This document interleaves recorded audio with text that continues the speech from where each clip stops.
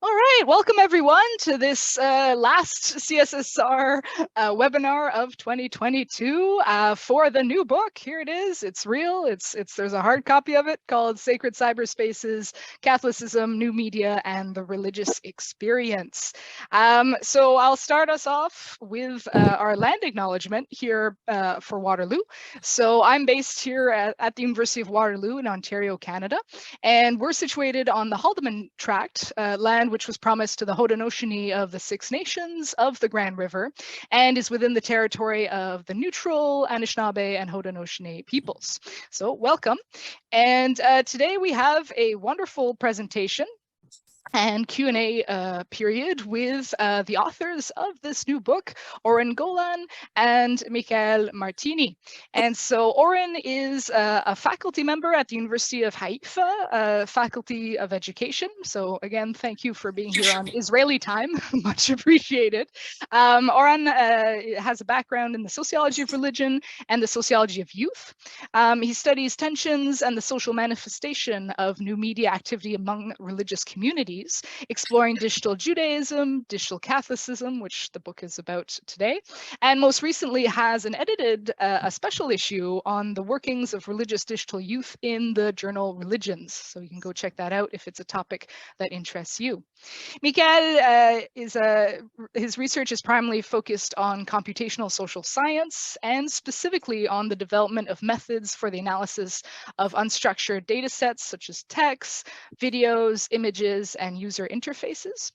Currently a postdoctoral research at the Institute of Media and Journalism at the University of Lugano in Switzerland. His work investigates the use of new media technologies by religious organizations for proselytization purposes. So to this aim, he combines media analysis with interviews and ethnographic observations to understand the interaction between online and offline media structures, especially focusing on the construction of transnational communities, spiritual experiences, and religious leadership. So thank you to both authors for being here today. Just a quick bit of housekeeping. Oren and Michele are going to speak for about half an hour, and then we'll have another 20 to 30 minutes for Q&A at the end. The chat is open throughout, and so you can share in the chat anytime you like. If you'd like to post your question in the chat during the presentation, you can. Ask that you remain muted during the presentation, and then during the Q&A you can ask questions in the chat, or you can just raise your virtual hand and you can ask them as close to in person as we can get on Zoom. All right, so without further ado, Oren, Michele, the floor is yours. Okay, I'll begin. First of all, thank you so much, Sarah, for having this, for organizing this and having this with us. It's such an honor and a pleasure to present to this to all you guys. And it's quite an international crowd. I guess a lot of people are also Canadian, so that's wonderful. Anyway, so today I'm going to be presenting our book about sacred cyberspaces that just came out, just a couple of weeks ago. And I'm going to be exploring it. Me and Michele are going to be exploring it. We're not going to go through like the chapters or anything like that, although it'll come through. We're just going to go through like some main themes. We're going to structure it more through the ideas that we have, and then of course we're open to questions, and everything is available. This is available, of course, on McGill Queen's website, and also on Amazon and all the other outlets for books. So let's begin. I'll first start by saying what our sort of research problem was, what we were looking at. What we were thinking about the problem that a lot of churches are having these days, especially in Europe, some in America, some in also other places, that they have several challenges. One is that the abandonment of churches, and that many people are now disengaging from the church experience, from going every Sunday to church and doing all these things. So this doesn't mean a disengagement from faith, but it does mean something. And we were trying to look, so that's something that challenges a lot of religious institutions. That and the regular suspects, the rise of secularism, modernity, all these things. And then another thing is, of course, on the other hand, people who are into faith have the problem of dealing with an abundance of religious sources Sourcing is a problem also for people who are doing science and other fields, but certainly for religion. If you're looking for a topic, if you're looking for about Easter, to read about Easter or religious practice or anything, you will have a problem because you have a lot of information, and who's going to be on top of your Google list, basically. So there's a lot of religious sources. There was a lot of charismatic content. We know that also from the televangelist world and all that thing. So that brought us to our overreaching question, which was, how are well-established religious institutions working with this? How are they facing this? How are they dealing with this to shape their believers and users who are online, their worldviews, and promote their organization social action versus through digital communications? And the best candidate to do a case study on this would be, of course, the Catholic Church, who is the biggest, probably the biggest religious institution and most centralized, arguably, probably most centralized institution. And they have a long history of doing this. So they have been doing this for a long time, first of all through film, then through other things. And my colleague Michele just published an article about the Catholic Church and did a text mining analysis of their documents dealing with the question of media. So that was one of their main things. Okay, Michele. Well, that's when I get in. So now we will just bring you through our book and a little bit also through our research, which has been a very interesting journey, which brought us, of course, to the Holy Land and to explore a lot of sites. So our main question, of course, was how to study this phenomenon. And of course, as often happens in this discussion, you should go online, you study the platform, you study the content which is uploaded on the platform, you study maybe audience and the popularity of certain topics, for example. You confront perhaps the production of what is called prosuming, so people producing their own religious content or retweeting or reposting the one they already get. We decided basically to do two things here. First of all, to focus on production. So we are not making an audience study. We are not actually investigating how the audience react to this project. We actually investigate how the institution plans its future steps into the digital society. So basically how the Catholic Church specifically, and we will see which groups are precisely involved in this process, actually foresee the future of their action and their evangelization, what they expect to happen, and in which direction they are working, of course, to make it happen, because, of course, that's also part of the strategy. So we basically focus on four elements, which is agents, so the subject actually making the media production; spaces, which means both the location, the infrastructure, and the social political context in which the media production happens. We have platforms, which basically are the where, so to speak, of the digital. So where the digital architectures and services actually make the media circulate and where that happens. And finally, formats. Which kind of format actually work better and why? This has been a very interesting topic of discussion with our informants, because basically, in order to do that, we understood that we needed a two-level of discussion. You cannot just stay only on the online, only on the offline. We need to mix the two.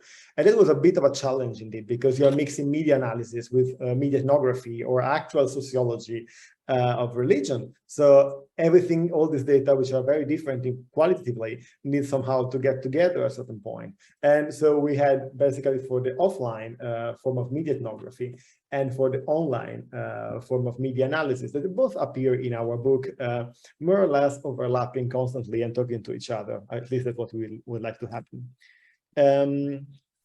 So when we come to agents, we basically talk about what we call religious webmasters, which is a new kind of semi-professional figure which appears in religious organizations, and whose identity is very peculiar because it tends to oscillate a lot between a professional who is religious or a religious person who has professional skills. Spaces, specifically, we talk about the Holy Land as a concept, which of course you can notice is also a very useful concept because it somehow is not a political concept. It has a historical religious identity, which has crossed many millennia and many forms of representation of what the Holy Land actually is. And this definition itself becomes part of the objective of this media production. Platforms, of course, we will discuss a little bit later about apps or websites and formats. For example, one of the main ones we investigated is the live streaming, which became extremely popular even before the pandemic. And of course, after the pandemic, all our study became much more relevant, obviously, because many religious groups, they had to turn to live streaming. And that was actually interesting, the format of choice. And there are reasons for that we actually came up in our interviews. So just to bring you, just to problematize agents and bring you with us a little bit to show you our field, because I think that's interesting. I will show you a few pictures so you can kind of get in the mood and see what actually we saw in our fieldwork, which is actually very interesting. This picture is two of the religious activists. One of them is a person who took vows, and it's interesting. One of them is Brazilian, the other one is a Palestinian from Bethlehem. And they're working together in this association, which of course brings some other religious issues on the table. We will not have time to discuss all these technicalities, but are very interesting, in fact. So if you want to ask later, we can get into it. Of course, these new religious figures, as we discussed in our book, they are not only a matter of technicalities, of technical expertise, but this technical expertise actually often bring forward a reshape of the system of authority within a group. Because of course, religious groups that are not skilled, they might need the help of other groups, and that actually implies a renegotiation. So in our specific case, in the case of the Holy Land, here you can see this place is basically the editing room behind the altar of the church in Nazareth, and where they organize all the live streaming for basically several countries in the world and 5 languages. These are actually doing the editing right now for a celebration. So we are investigating basically 2 main Catholic institutions. One is the Franciscan custody of the Holy Land, which is basically traditionally since, well, actually St. Francis, since the foundation, because St. Francis went to the Holy Land and had a deal with the Sultan at the time, are in charge, and they have actually the authority over religious sites in the Holy Land. This is a very complicated matter, but they are the point of reference. They are not, the Vatican is not. That's interesting. The Catholic Church, in the terms of the Vatican, is not the one in charge of the holy sites, is the Franciscan order, which gets help from another association, which is actually pretty new. It's called Canção Nova, and is a Brazilian association, actually a community which was founded about 50 years ago, more or less now, and is a society, a community of religious webmasters. So the people who are part of this community, they live a similar monastic life, even though there are differences. And the main activity is to produce media. So they are professionals. They know how to develop an app or use a satellite or create a live streaming Wi-Fi systems. So even infrastructurally, they are very skilled. So let's go. These I will just give you an overview. They are very skilled, and they're actually able to create a transportable media platform. This is, for example, is the portable one, which has been transferred in this specific moment. We are in Jerusalem in the Church of San Salvatore, which is the main headquarters of the Franciscan, and they are live streaming from there for the satellite, editing live, and actually doing the voiceover, so the translation live as well. It was not in this room, it was in another one. There are, of course, other forms of media. For example, this is a priest doing a celebration on the Mount Tabor, if I remember correctly, and he is making a live streaming by himself. This is another form of media production that we actually notice. Beside the, so to speak, the official one, we also have a sort of self-production.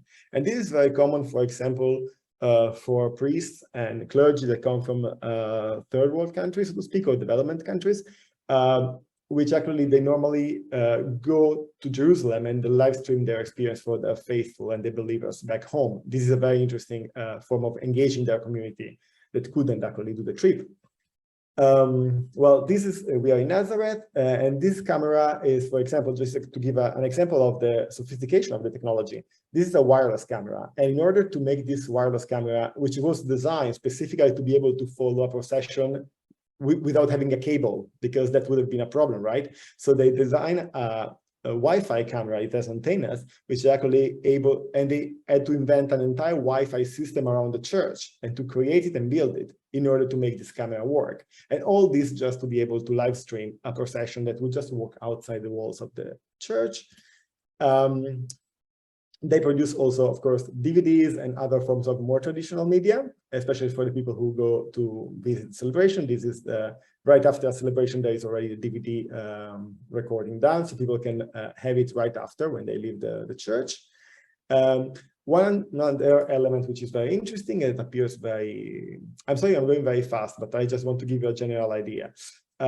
This is a very typical example. So because the two communities, one of them, they don't have the skill. Franciscan monks often interact with the Brazilian community in order to understand exactly what's going on and how that works. Not only that, but also to police a little bit their work, because they often ask questions and they put limitations to what the camera can or cannot do during a liturgy, because their perception of actually the how sacred actually works is kind of different, and they do not agree point on point.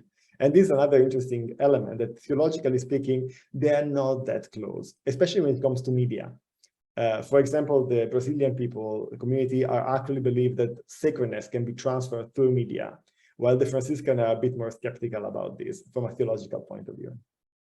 But nevertheless, they get involved, and this is the case. So there is a progress of not only the Brazilian community having the know-how for the media, but also transferring it to the actual clergy. So Franciscan people start helping them. And this is the case, we are in Nazareth again, I think, during the ceremony, and this monk was simply helping to deliver a live streaming. He has a microphone here and the camera up there. Or, of course, and this is another important element, they act as translators, because, so doing the live streaming, they need to translate in many languages. Now, I think there are 7 or 8, including Korean, Arabic, Portuguese, English, Spanish, and so on, French. And of course, this work is hard to do for the Brazilians, but having monks who actually are normally bilingual, because they all speak Italian, often English, and their mother tongue, they actually act as translators. So this is a case, we are in Jerusalem again at the Gethsemane, doing the Gethsemane celebration, and all the monks were actually translating live for the different languages. So they had actually installed a translation room. So this was just to show you a little bit of the infrastructure also that is, and the money which is put in this project. And to finish this element, there is a sort of circularity in the legitimation of this new media. And this is, we can see, this is a famous example in which the devices actually that were used in Nazareth were actually blessed by the Franciscan before use. So it's a kind of a circularity of legitimation. The Franciscan bless the devices and the device can be used. So I think it's very interesting. I don't want to steal too much time, so I will just go very quickly. In our first part of the research, we investigated what are their motivations. We literally had interviews with all these webmasters and asked them, well, tell us, what are you trying to achieve? Why all this effort? What is your mission? And we identify 4 main motivations, which is the mediation of the holy sites and experience, which actually goes in the title of our book, bonding Holy Land and global communities, cultivating religious agents, and media experiences as a pilgrimage surrogate. We'll see what that means. So first of all, of course, we have mediation of the holy sites and experience. And of course, we have these 2 excerpts, but the idea is actually very simple in a way, even though actually gets more complicated when we go to see what the actuality and the interaction with material culture. But they say, well, it is a way for people who cannot come here at least to see the Holy Land. It's a matter of see where everything happened, and basically to think about the Holy Land, to bring it back as real, as an actuality, as something which is not a past mythology where you read it, life of Jesus, but actually something which is present in today's life. And basically, I would say, reconstitute a center of worship, reconstruct it as a major place where you actually turn your mind to when you actually pray or think. So to make it real once again. And that's not irrelevant on a global scale when we have global networks, of course. Another element which is very interesting is bonding the local and the global community. This is very interesting also politically, because it's very important for the Catholic Church to be able to claim that there is a Catholic community on the ground living there. The Catholic community is in fact rather small. It's a minority in the minority of the Christians. So it's not that big, and it's mostly Palestinian people living in Bethlehem and Nazareth, or in some of them in Haifa, let's say for the vast majority. Yet this community receives a lot of coverage so that people from abroad can actually feel more close to the Catholics and the Christian in the Holy Land, which is, of course, creating this bond is again a way to create a linkage. Then cultivating agents. This is a very, we go more on the online side if we want, in which basically the idea is that by producing content that can go online, they invite people to share it, to repost it. So people can actually enact their faith, can be part of the project in a way by sharing images of the Holy Land. And within this group, that's absolutely important. So sharing the live streaming that you're watching rather than an image of the Pope becomes a way to actually extend your reach far beyond the actual numbering counting of your website, let's say, which might not be very high, but then material actually flies through the internet. And that we try to do it. And finally, to create an actual religious experience. And this is a bit debatable, and if we can discuss it later, because indeed, as I said, Franciscans and Council of activists, they don't agree on that very much. Yet they both understand this very important. And there is an actual element of mystic here. There is an idea of the holy sites having its own power of authenticity, being the authentic. And actually, there are media which works, that's the idea of format that we discussed before. There are media that mediate that better than others. And religious people have a specific idea about that, which we discussed with them. So live streaming is normally one of the favorites. And is believed actually to bring people there in their own words. So said that, I pass it to Oren for the other parts. Sorry, I get a bit longer. Oren, I cannot hear you. Oren? Sorry, I was muted. So anyway, this brings us back to the question also of spaces, which we talk about. And when we talk about spaces, we're talking about the location, the infrastructure, the socio-political context of media production, and feeding into this, we see a lot of macro things, and also that were translated into the everyday minutiae that had to do with the ethnography that we were doing. So this has to do with the you're flipping through too fast. It talks about organizational politics, the macroscopic socio-political relations that have to do with the Israeli-Palestinian conflict, that they are kind of in the middle of all of this, the economic considerations that have to do with feeding this thing, who's going to pay for it, how is this going to be happening, who's going to control the infrastructure, who's going to operate the infrastructure. So all of these things have to do with that we were looking at these things as well. Now, when we talk about the relationships, the relations that are going on, and what's happening in the Holy See, the relationship between the Holy See and the Holy Land is kind of complex between Rome and Jerusalem. Usually when you talk about Rome and Jerusalem, people think about the Jewish-Christian relations, but actually here we're talking about a relationship about deciding what is the highest, what is who gains the primacy in the Christian eye and the Catholic eye. So would it be Jerusalem and Nazareth and the holy sites, or would it be Rome? And in different centuries, different periods, there have been changes. The Holy Land has been marginalized, but then it's been brought back to the fold, so to speak. Michele, you're too fast. And it's been back to the fold again, and so we see that Jerusalem is now Jerusalem and the Holy Land is now getting primacy as sort of a property of the Holy See, so to speak. And among others. Next slide, can you see? So this is the Christian Media Center, where the media center is actually happening in Jerusalem. So that's coming as part of a sort of a little autonomy that has been going on with Rome, but also independent of Rome. So it's kind of going on that. Next slide.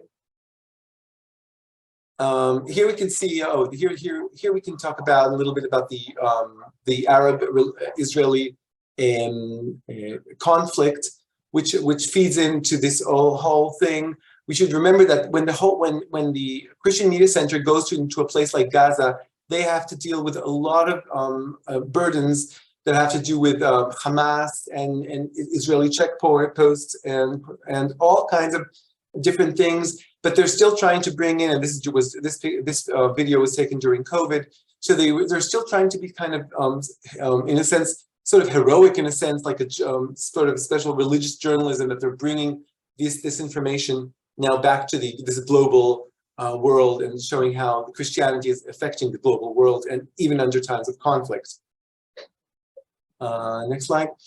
Also, there's a question of reimagining the Holy Land, whereas we found that the religious, we have a whole chapter dedicated to the videos, and what we see that the church tries to avoid discussing the Palestinian-Israeli conflict, and also highlighting the Holy Land to support, first of all, the Franciscan position in the Christian world as custodians of the Holy Land, but also to try to show something that meets the Christian imagination of what the Holy Land is. And we can see this in the next slide, where we see that first of all, the Holy Land is not the same as the geopolitical borders that have to do with it's much larger and covers other places. Some people say it even covers Cyprus and Turkey, and the boundaries are different.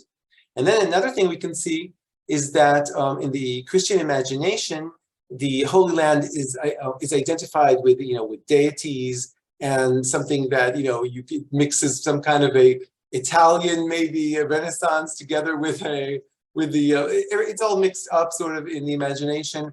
So when they make me videos of the Holy Land, they will not show Western Jerusalem, and they will not show the modern parts of Israel, but try to focus on places which trigger these kinds of ideals. And this can also be seen here in this video, like the Holy Sepulchre and many others. The next thing we should talk about is the questions of platform, the different forms of online content that are offered to the users. And one of these different platforms is the rise of app culture. And we talk a lot about the apps that are created by the Holy See, and we discuss them. Apps are a whole world in themselves in the religious world, and when we try to discuss them, we also interviewed app masters, people who are creating apps, and we did also some comparative stuff with some Jewish apps that are being created. So that today in the religious world, it's becoming very common to use them for practices for everyday life and everyday practices, from reading a bedtime story to clicking to pray, and this is click to pray, and asking for prayers, joining prayers of others, and being part of a global community that is praying. And is also directed by the Pope and the Holy See. The next thing we looked a lot about, and Michele already mentioned this, was the case of live streaming. And we did also a whole chapter about live streaming, about constructing this kind of mediated system of the way to achieve and to reach the transcendental. And through, from afar, and this has to do with, you can see this is the Wailing Wall in Jerusalem, and you can see 24/7. You also have the Kaaba, and of course you have the religious sites, such in Lourdes you have it, and also in Nazareth. Many places have it, not all. And when we talk about these, we notice certain structural elements that are repetitive in these things. The audio-visual communication, which means that for users, live streaming is generally emphasizes a sensual multimedia experience, even for intellectually driven content. And so it's very different than written text. It's on real time, which means that live streaming is synchronous. It is produced and consumed at the same time, and you can't go back and forth. You can't pause it. It has an evanescence, so it's ephemeral. You have it now. And that sort of makes it feel like it's superior to a video or a film or something like that. It has a raw feed, which means that there's no editing going on, basically, and it's constantly accessible, so it can be accessed on all on all devices, on your phone, on your everything. And people are using this now in stores. If you want to show, for example, piety, you might put in your store, you might put some live streaming of the Kaaba or Nazareth or some other holy site. So this is becoming more and more common these days. And of course, there's a question of ubiquity, which allows users to develop a permanent and synchronized relationship with distant sites, actors, and occurrences. So our next thing that we looked at was the Instagram and particularly the Instagram of the Pope Francis, and we'll get into a few of its characteristics that we saw. We used socio-psychological theory to analyze this, but I'll try to give a few pointers about what we can see here.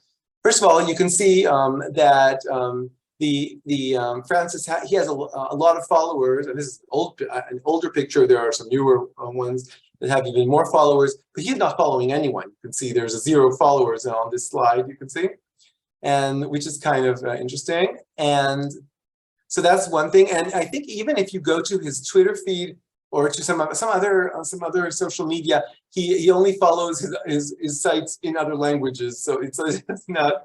Yeah, so he's kind of already showing his position, so to speak. The next slide, you can see that.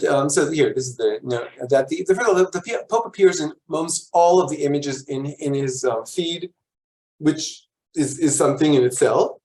It's a way of trying. What we were arguing that it's a way of manufacturing charisma, basically.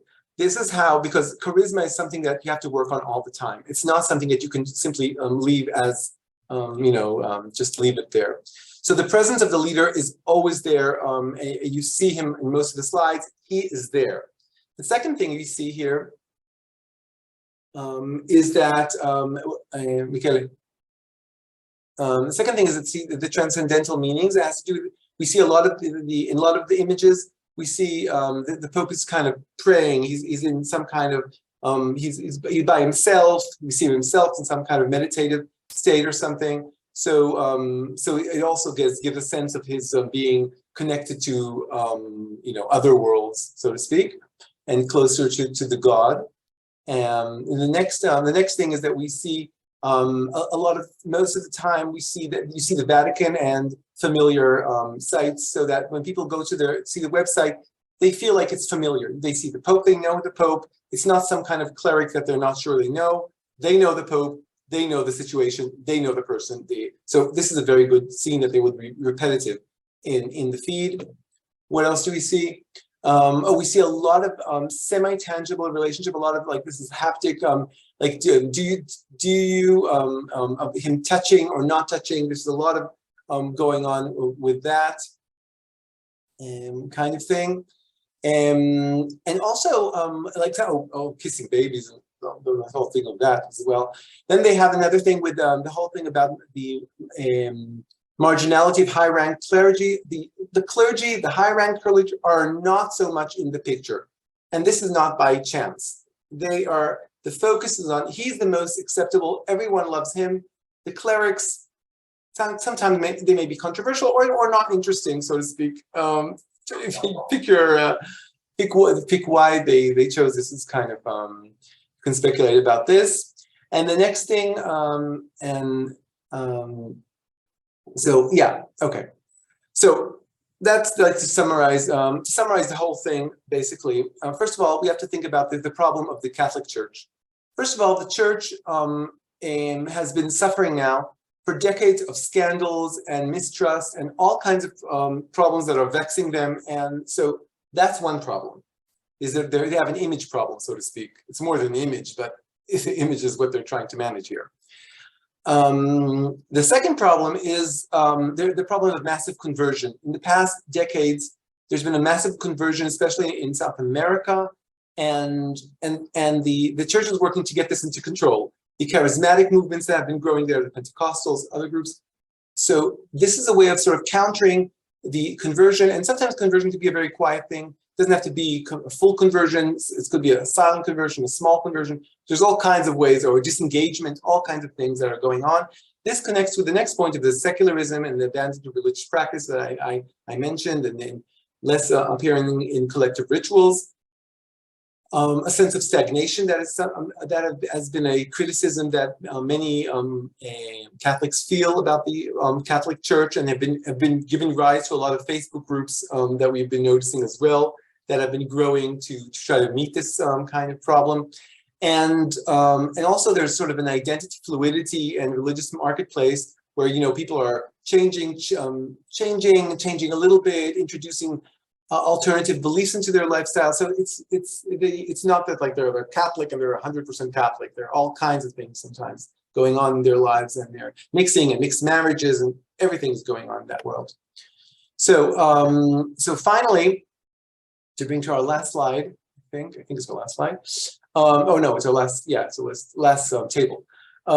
Basically, what we see is, you know, to face the abandonment of churches, our studies show that there are now alternative platforms and formats that are avoiding the scandals and adverse parts of the church. That's the way they sort of counter it. In face of the rise of secularism and alternative religiosity, there is a return to fundamental values representing sacred spaces and the real Christianity, the genuinely, sort of the authentic Christianity. And in light of the abundance of religious sources and charismatic content, there are new agents and formats that can compete with these alternative religious speakers and sources. So I think that's enough, and let's open the floor for our talk. Thanks, guys. Oh, wow, I've got so many questions, but I'm sure other people might have questions too. So again, if we're entering the Q&A period now, you can post questions in the chat. You can raise your virtual hand if you'd like to ask a question. I'm not seeing any right at the moment, so I could start with one of mine, one of many. I'm really fascinated by this manufactured charisma or charisma. Yep, that's the word I'm looking for. And it's so fascinating because, you know, I'm comparing this to influencers that I know of that are like completely outside of this world, but are using similar techniques. And so I was wondering if in not necessarily in this study, but in other studies, if you've looked at if other religious leaders are using similar techniques to the Pope or emphasizing one of these elements more than others amongst the ones you listed, or if they've got like a completely different strategy to do the same thing in the end, to kind of create that excitement and charisma around a specific person or leader. I'll start with this. First of all, we didn't do a study on other leaders. We were reading papers and we met scholars. We're also looking at other leaders. Some people were looking at Donald Trump at the time. Some people were looking, there were papers written about his Twitter feed and how that works. And some people are looking at, and we also looked at some other leaders, and we looked at their Instagram account. We didn't write about them comparatively, but we looked at it. So we did notice that this is coming everywhere. And you know, it's some people can talk about I don't know, like there's all kinds of theories about that have to do in sociology about how things are get similar and different institutional practices get similar. So it's institutional theory and things like that. So this is becoming I don't want to say a normal practice, but it's becoming a common practice. Yeah. Definitely. Can I add something? Like, sure. I think perhaps that part is we did try analytically something kind of interesting, I think, because we really took the entire corpus of pictures of the Pope at that time, which was 1.5 years of images, and we actually literally coded the whole thing. So the result, first of all, is kind of reliable because we actually did it with, of course, there were 3 different researchers, interestingly enough, from 3 different religious backgrounds, which I think made the whole thing very interesting because I was, of course, Italian, so raised Catholic, Oren from a Judaism background, and our assistant researcher was Muslim. So we had this very interesting discussions also about how it looks like charisma in different perspectives, right? We didn't always agree. And to find basically the categories that you use to analyze and actually identify how charisma was manufactured, we relied on psychological theory and mixed it with semiotics. So it was a mixture between visual semiotics on one side, which actually used to analyze the actual pictures, and to find the categories, we use construal theory, which is a kind of analysis of psychosociological distance. That's where the haptic came from. That's where we analyze the locale. I think the method can be used to analyze other leaders' feed as well. So it's exportable. We didn't do it yet, but I think it's possible. Somebody actually did something like that. Yeah, you want to make them feel like they're very close to you, but you also want to feel them that they're very elevated from you at the same time. So you're doing that balance. Yeah, and these are strategies that were used pre-digital age too, right? Like you think of politicians use these strategies a lot, like, familiar imagery, trying to build a relationship, but also, the focus on the person of the politician. But it's fascinating to see how it's playing out in the digital world and in kind of with these religious leaders. Yeah. And different themes that have to do with religion. Yeah. Perhaps one element here that makes the whole thing, sorry, I don't want to take too much time, but I think I want to point this out because I think it's sociopolitically interesting. When Pope Francis walked in, so to speak, there was a very tragic, complicated moment for the Catholic Church. They had to there was a Pope leaving. It happened only one time before in 2000 years of history. It was a very complicated process to go through. To rebuild the charisma of a new Pope, it was very complicated. And that's why we also kept an eye on the presence of high clergy. And we found out that it's not that present. So that might have a value. They didn't want to show, my personal interpretation of this data is that this Pope was supposed to be was presented as revolutionary. And so in a very beautiful paradox, the head of the church and against the establishment, which is a fantastic paradox if you think about it. And somehow that was built through a public representation of him. Interestingly enough, if you talk to Vaticanists, they know very well Pope Francis is not that liberal or revolutionary himself. His policy. Yeah, oh, really cool. Maria Antonia, you had a question? Oh, I think Sabine's hand is up first. All right, Sabine, you go first. Well, thank you. I am totally nerding out with this presentation. I am really excited to read your book.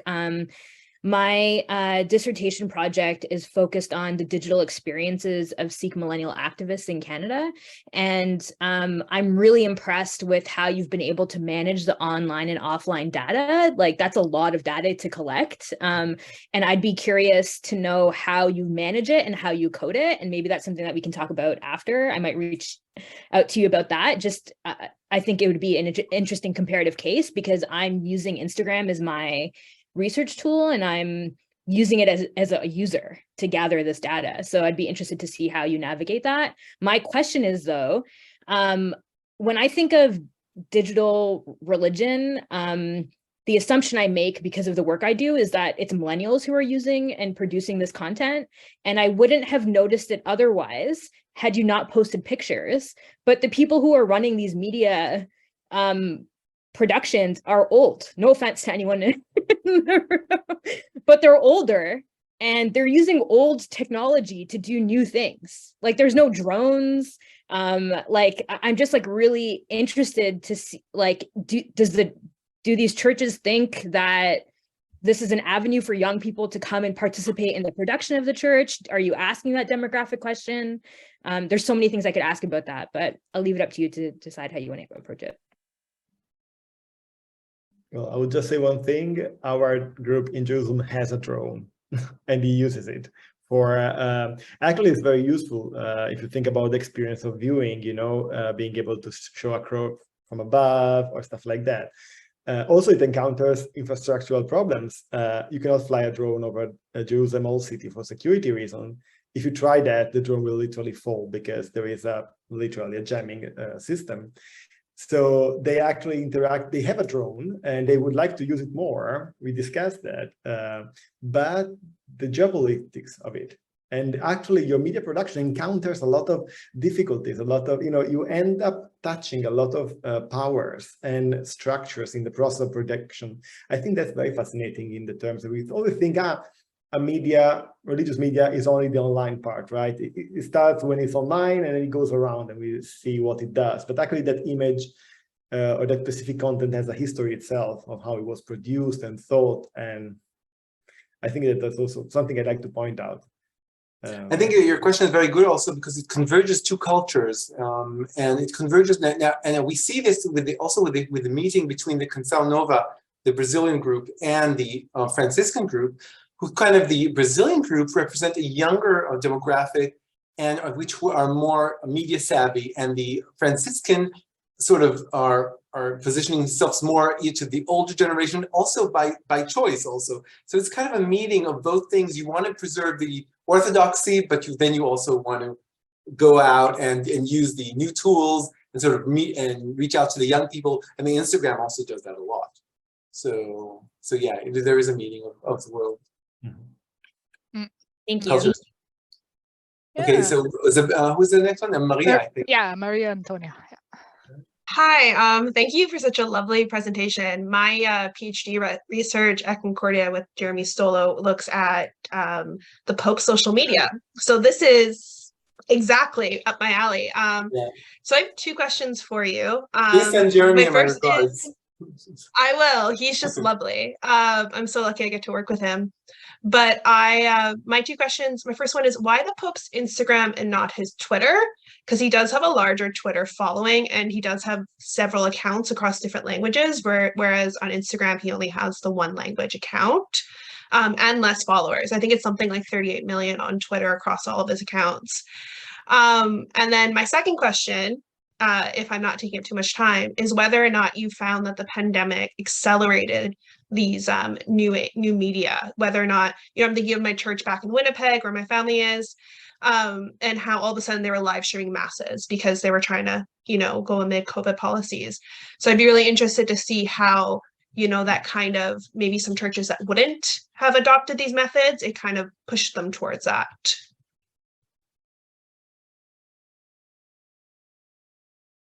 Michele, your microphone isn't working. Okay, sorry. Can I answer this?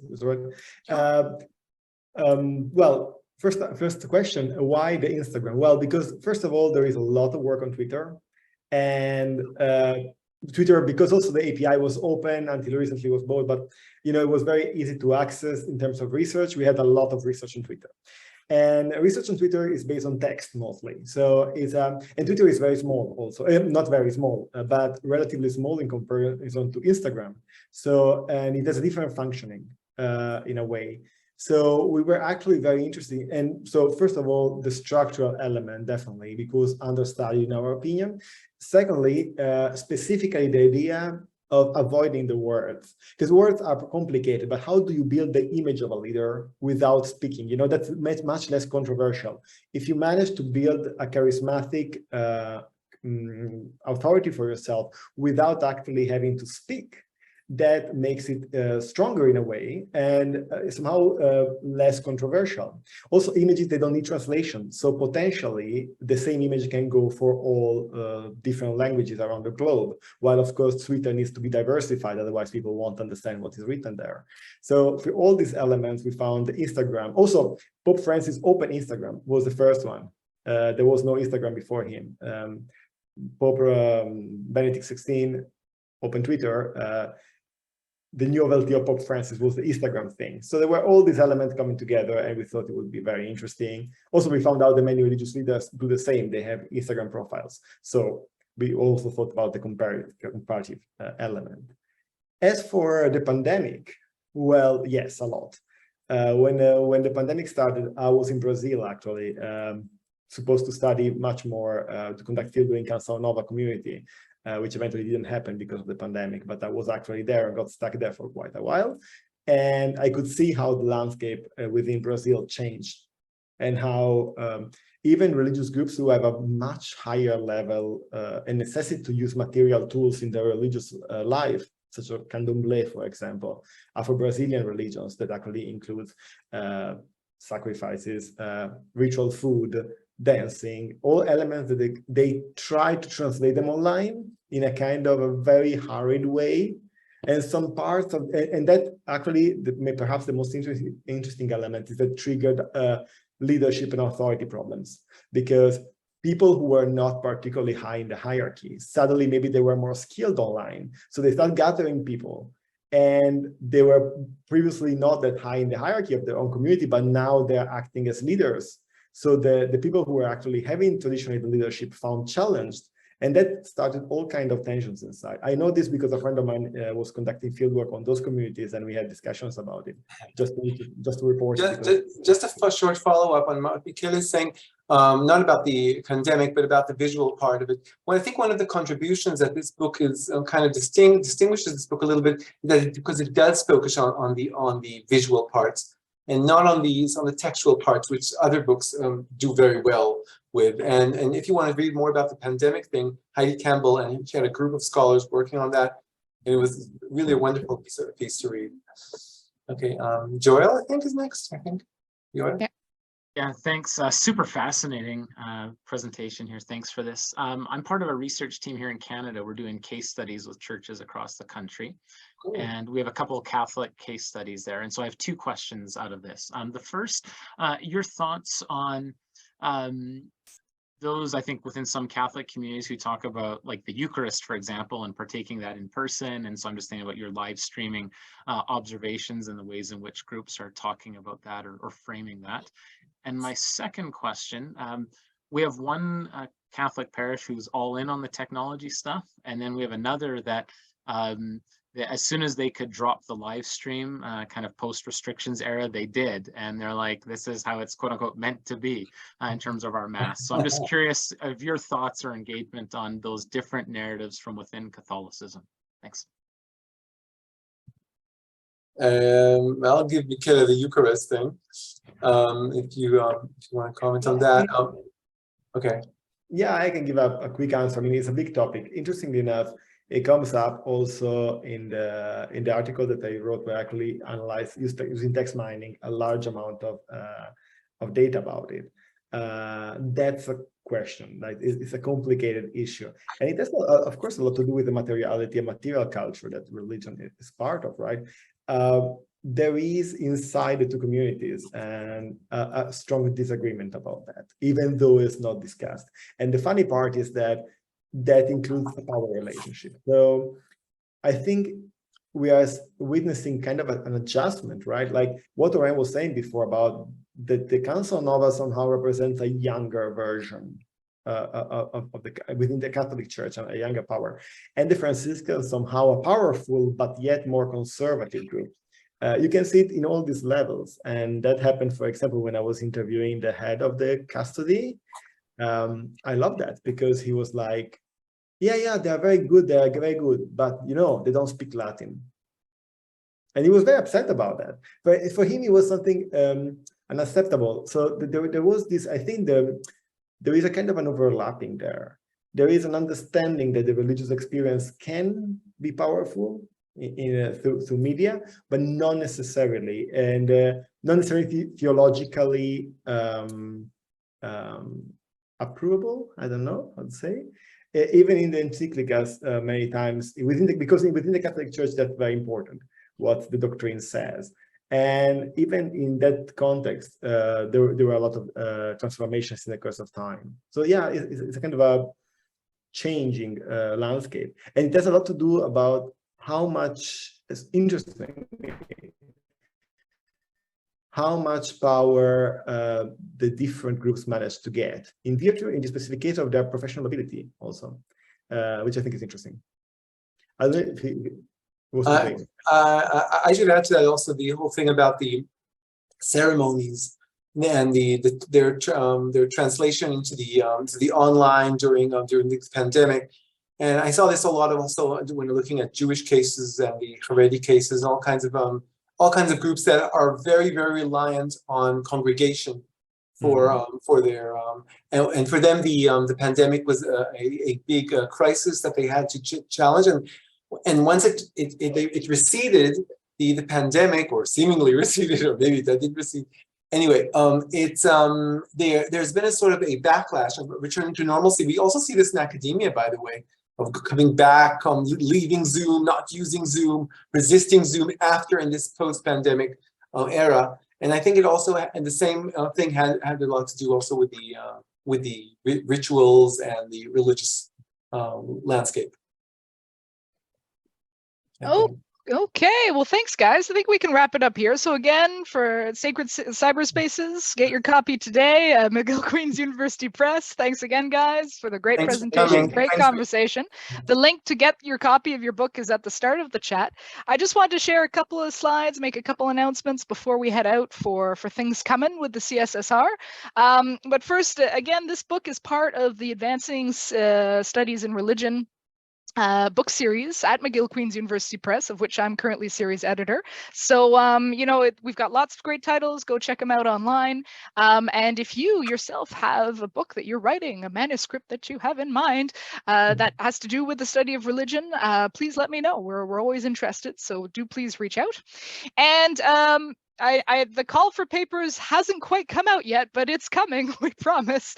The CSSR, the Canadian Society for the Study of Religion, is holding its 2023 conference in May with Congress. We're back to in-person conferences for the first time in a few years.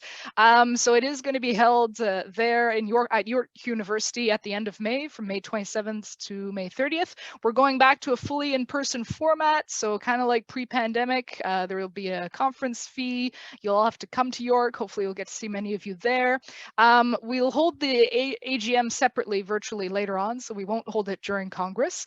But do keep your eyes peeled for the call for papers. It's coming soon. It'll be, we'll send it out on the newsletter. It'll be on the CSSR's website. And I was speaking with Michele, who's putting together, who chairs the program or co-chairs the program. And she mentioned that the deadline for submissions will be around the 15th of January. So just so a heads up. And but that call for papers should come out very soon. So once again, thank you to everyone. I wish you all happy holidays if I don't see you before. And yeah, thanks again, Oren and Michele, for a great talk. Have a great Christmas. Thank you so much.